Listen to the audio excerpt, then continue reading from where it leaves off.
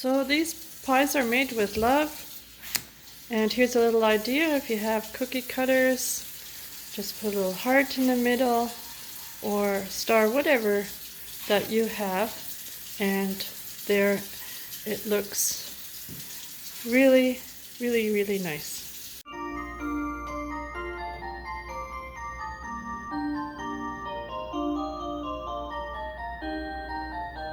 Well, hello everyone. As you know, my husband and I are retired and we're always on a budget, and today we are making our own meat pies, and I use the Tender Flake recipe, and here I've got from one block 6 balls, which make 3 pie crusts for the top and the bottom, and my husband is using his old family recipe handed down from his mother. You can find this recipe on this station called Traditional Family Christmas Meat Pie Recipe. So I'm going to test this Tender Flake recipe now and see how well this all rolls out. So far so good.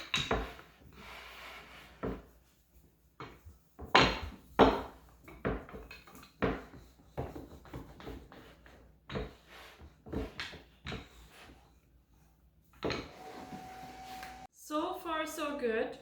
It rolled out pretty good here, and I'm using this pastry board which measures out the pie plate. So I got about what I need. Let's see how well it will fall into the pie plate, and I think this is good. Let me see. Yes, so that works out really well. I'm pretty pleased with the result here with the Tender Flake here. Looks pretty good, and I'll just cut off the edge.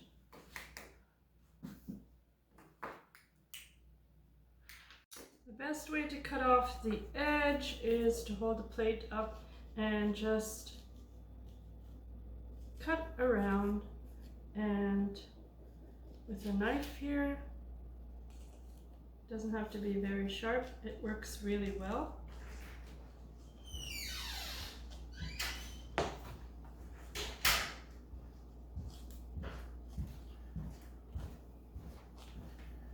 There we go, that's the way I need to do it, right? It worked out really well. There we go. So now my husband filled the pie with meat right to the top, and I'm going to put the top on, the crust top, and like I say, this Tender Flake recipe worked out really well,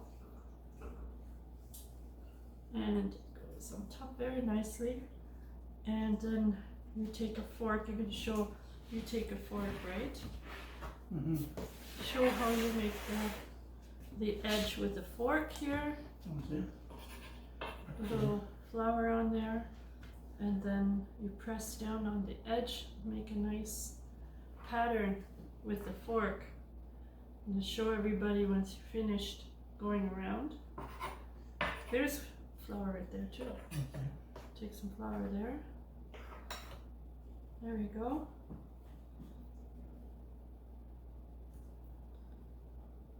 Almost done.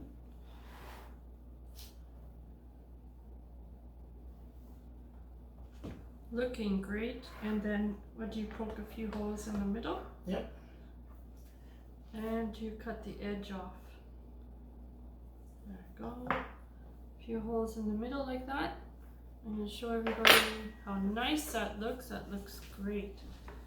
And then you take a knife, just like you did with the bottom, and you cut the edge off slowly around. There we go. There, now it looks like a perfect pie bought in the store. Everybody, one package of Tender Flake made 4 pie crust top and bottom. And they look great. So these pies are made with love. And here's a little idea. If you have cookie cutters, just put a little heart in the middle or star, whatever that you have. And there it looks really, really, really nice.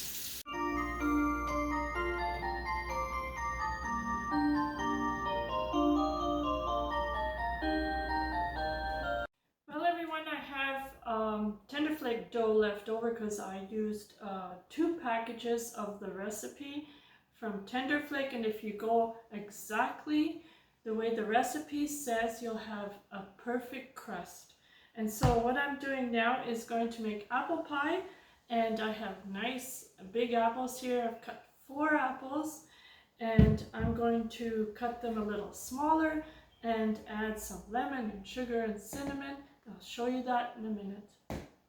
So this is a very simple apple pie recipe. I've cut the apples in pieces, as you can see, and the first thing I'm going to do is add a half a lemon, and then I'm going to add sugar and cinnamon. So adding the lemon juice, I'm going to stir that around a little bit, and very simple. Now a tablespoon of sugar I'm going to add on top, and the 2 teaspoons of cinnamon I'm going to add like that, and then I'm going to add some vanilla sugar. Here I have the German vanilla sugar. You can probably use very well the liquid vanilla. So I'm going to put this on top and mix everything nicely together, and then I'm going to put it in the pie crust. So this is a 9-inch pan that I'm going to fill here. Of course you can use more than 4 big apples, 5 apples, or 6 small apples, but depending how much filling you'd like in your pie, this is plenty here. It's going to be a little higher than the edge, which it's supposed to be, because when it bakes it's going to shrink down. So there we go. This is a very, very simple apple pie recipe, and now I'm going to put the top on. So I have the Tender Flake crust on top. It looks great. I did the fork thing on the edge, and I put some holes around the top here with my fork, and now I'm going to add a nice little star in the middle. So there we go. And now my pie is ready to be baked. Here's the pie ready to go in the oven. This was a very old-fashioned recipe and very, very simple. And now I'm going to put the pie in the oven and preheat at 360. I have a gas oven and conventional heat for 45 minutes to an hour. I still have pie crust left over, and I used, as you know, 2 blocks of Tender Flake. I think I paid $3.79 for a block, so that really makes a lot of pie crust.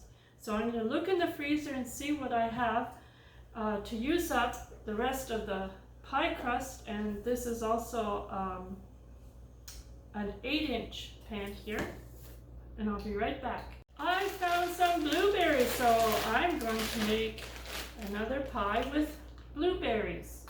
So these blueberries are not the wild blueberries. They are the bigger ones, which are sweeter, much sweeter than the other ones, if you can see here. And so I'm not going to add sugar. My husband's diabetic, and when I cook also I use generally less sugar than other recipes. I Still have pie crust left over, so I'm going to make a little britzel with the rest, just like that. There we go, and I'm going to add that on the pan.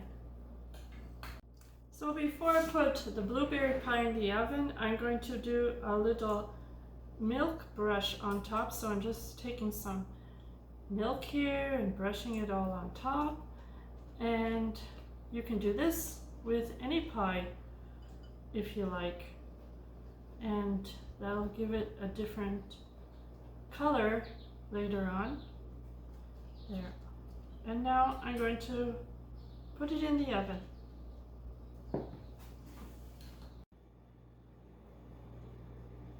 Here's the apple pie finished, and it took a lot longer than I thought to bake.